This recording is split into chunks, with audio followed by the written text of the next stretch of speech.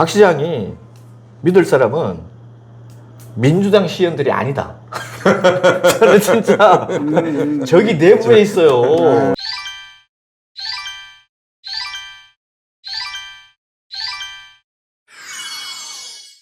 한 주간의 강명시 이슈를 전하는 이슈 클릭.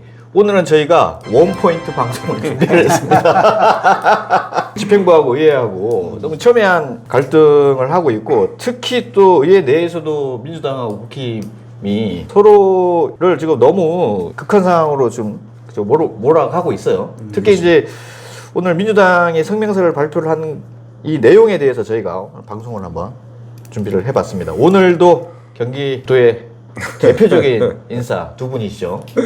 로맨스 그레이 끝이 났죠.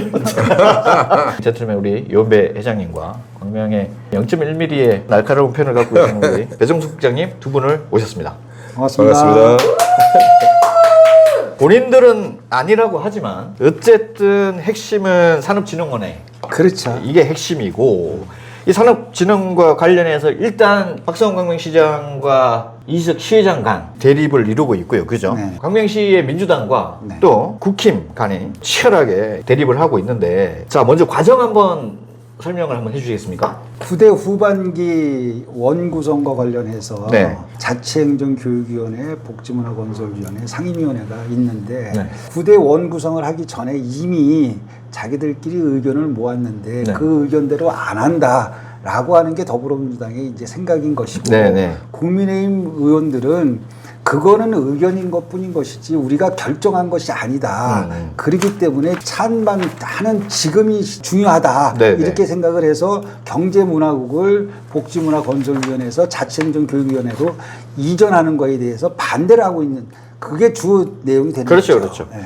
경제문화국을 복지문화건설위원회에서 네. 자치행정교육위원회로 이관을 시키려고 했던 거죠. 네네, 근데 그렇죠. 그 과정에서 이제 보면은 6월 12일에 먼저 네, 설문조사를 했고, 그때 네. 2대2가 나왔죠. 그죠? 9대2가 나왔죠. 9대2가 나왔고, 그걸 근거로 해서 6월 27일 날 전원회의를 거쳐서 이거를 확정을 지으려고 했는데, 네네네. 이희석 시의장이 되면서 네. 여러 가지 상황이 좀 변화가 있었죠. 네네. 근데 저는 이게 이해가 안 되는 부분이, 경제문화국을 자치행정으로 뭐 옮기면 안 된다, 그대로 네. 유지를 해라라고 했던 분이 누구냐면 그 중에 9번신 현충열 위원. 그러니까 현충열이 있었다는 거죠. 그렇죠. 선충열이 있었죠. 현충열이 의원이 민주당 의원인데 이분이 반대를 했어요. 그죠? 그렇죠. 그랬죠. 그렇죠. 반대를 했기 때문에 민주당에서 주장했던 내용의 근거가 참 빈약하다라고 네. 할 수밖에 없는 부분이, 의원 간의 약속을 헌시착처럼 벌이는 이지석 의원과 국민의힘은 약속을 이행하라. 여기에 현충열 위원을 포함을 시켰어야죠. 그죠? 아니, 최종적으로 9대2가 된 부분이 아니잖아요. 사인을 해가지고 그렇죠. 한 부분이 예, 아니라 예. 의원 간의 의견을 물어보는 자리에서 9대2가 나왔는데, 최종적으로 이제 하는 부분은 본회의죠. 본회의에서 사인을 하고 하는 부분이 중요한 부분인데, 네. 국장님은 지금 상황을 좀 어떻게 보고 계세요? 이번에 민주당이 후반기 원구성을 다 뺏겼잖아요. 근데 거기에 또는 하풀이라고 또 생각을 해요. 한쪽으로는 좀 안타깝습니다. 솔직히 저렇게까지 할 필요가 있나 생각이 들기도 하고, 결국은 뭐 우리가 알게됐듯이 전반기 때 그거를 자기들이 다 처리를 했어야 되는데, 그걸 전반기 때 처리를 안 하고 이제 후반기 들어와서 하려고 하니까 이게 또 문제가 생기고 그러는 것 같은데, 현충열 의원이 가장 아픈 손가락이죠. 그 뒤에는 또 뭐 안성환 전 의장도 소속돼 있고, 참 낯뜨거운 일이라고 저는 생각을 합니다. 더불어민주당이 스스로가 자기 자폭을 했다고 생각을 해요. 저는. 경제문화국을 복지에서 자치행정으로 옮긴 다음에 결국은 이분들이 산업진흥원을 통과를 시키기 위해서 자치행정에 민주당을 3명이나 배치시키고, 이제 그런 부분들, 저는 일련의 과정에 대해서 크게 저는 두 가지가 이해가 안 되는데, 산업진흥원을 중요하다고 저는 판단을 해요. 저는 산업진흥원 조례가 통과가 돼서 빨리 뭐 만들어져서 앵커 기업을 유치하는 부분에 있어서 적극적으로 뭔가를 해야 된다고 생각을 하는데, 근데 그 과정에 대해서 이해가 안 되는 부분은, 그랬으면 전반기 때 안성환 의장이 충분히 할 수 있었죠. 할 수 있었죠. 이렇게 과정을 거치면서. 네네네. 그리고 하반기로 넘긴 것도 저는 이해가 안 되는데, 이 설문조사하는 과정에서 현충렬을 왜 반대를 한 거예요? 저는 그래서 제가 봤을 때는 지금 정영식 의원이 중간에서 고군분투하고 있지 않습니까? 그렇죠. 그거부터 하죠. 저는 이분이 아주 그냥 의회에서 순수하다고 봐요. 안성환 의장의 스탠스와 현충일 의원의 스탠스, 이 의도를 파악하지 못한 채 그들의 소나기에 놀아나고 있지 않나. 지금 민주당의 이 네 분의 시의원들을 보면 이영덕 의원은 그냥 이지석 의원에 대한 적개심이나 네네. 반감만 그냥 드러내는 것 같고, 안성환 의장은 어쨌든 본인이 시장을 하고 싶으니 여러 가지 판단을 지금 하고 있어서 전반기 때 이렇게 되면 박시장한테 힘이 실릴 수도 있으니, 그래서 산업진흥원에 대한 부분을 본인이 이렇게 보류를 시킨 것 같고요. 현충렬 의원도 마찬가지. 복지문화건설이 있으면서 본인이 하반기 때 시의장이 될 수 있다는 전제하에서 내가 뭔가 주도권을 쥐고 박시장하고 딜을 하고 싶다라고 하는 그런 의도가 있지 않았나. 그렇죠. 네, 저는 그렇게 예. 보는데, 이제 후반기에서도 자기네들이 의장단을 그렇죠, 구성해서 그렇죠. 모든 걸 좌지우지할 수 있을 거라고 생각을 했던 거죠. 네네. 그리고 이제 저는 그 다른 사람은 몰라도 안성환 의원이나 이영덕 의원은 잘 이해가 안 되는 게 네. 이분들이 이제 오늘 기자회견을 할 때 주장하는 내용이 뭐냐면 6월 12일 날 설문조사한 의견이 본회의에 가서 그 약속이 이행돼야 된다라고 주장을 해요.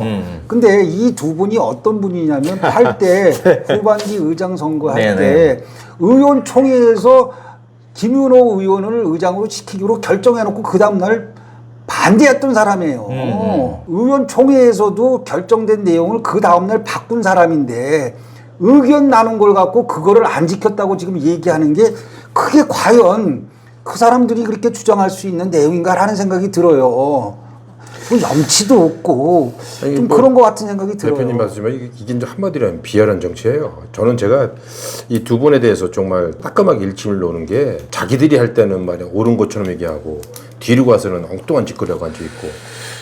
저는 박 시장 참모들 그 밑에 있는 비서진들한테 제가 하고 싶은 얘기는 출구 전략이 없는 방향으로 이렇게 치닫는 거는 결국은 박 시장한테 마이너스거든요. 그렇죠. 그럼요. 박 시장이 손을 먼저 내밀고 손을 잡지 않더라도 손 잡을 때까지 계속 설득을 해야죠. 그렇죠. 박 시장이 믿을 사람은 민주당 시의원들이 아니다. 저는 진짜 저기 내부에 있어요. 이 박 시장이 진짜 잘 생각하셔야 돼요. 아니 민주당에 지금 이 그림을 그리고 있는 사람들이 다 민주당 시의원들인데 왜 그걸 모르고? 그렇죠. 그 자리 노리는 사람도 되게 그럼요. 많아요.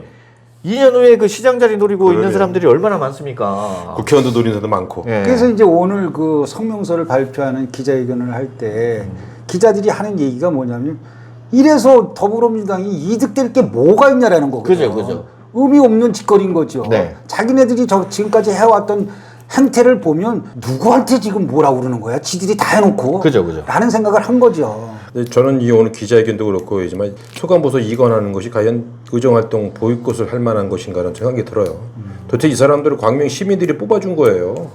도대체 경제문화국이 이관한 게 무슨 상관이 있죠? 저는 이해가 안 가요. 왜냐하면 자기들 일만 열심히 하면 되는 거지.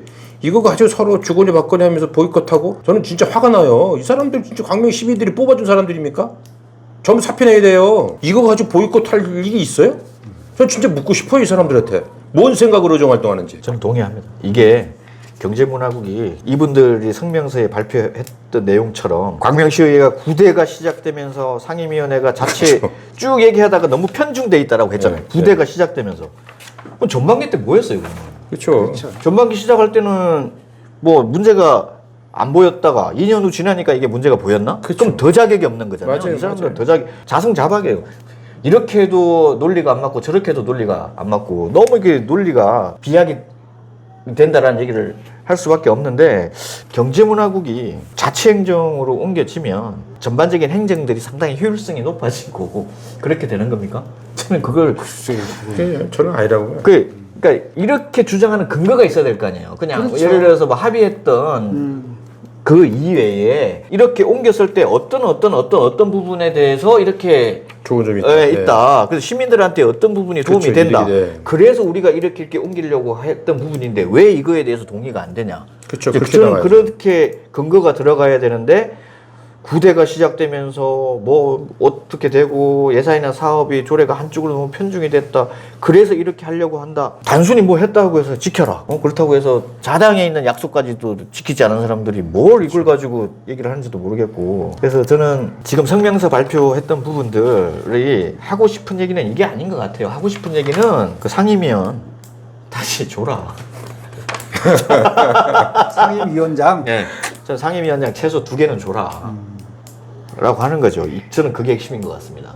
오늘은 저희가 원포인트 저희가 방송을 준비를 했는데 어쨌든 사실 되게 핫한 그 이슈여서 저희가 오늘 방송을 준비를 했습니다. 오늘도 시청해 주셔서 감사합니다.